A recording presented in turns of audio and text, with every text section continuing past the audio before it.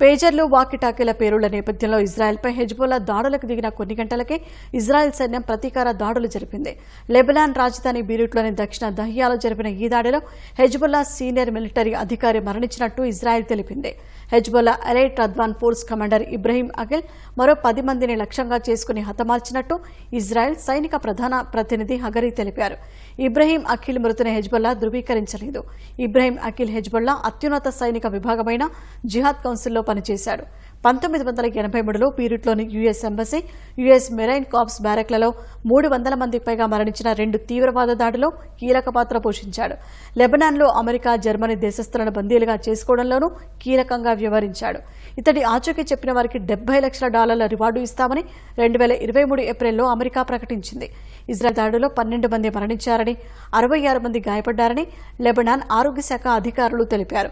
క్షతగాత్రుల్లో 9 మంది పరిస్థితి విషమంగా ఉన్నట్టు వెల్లడించారు. 2006 తర్వాత లెబనాన్పై ఇజ్రాయెల్ ఈ తరహా దాడులు చేయడం ఇదే మొదటిసారి అని తెలుస్తోంది.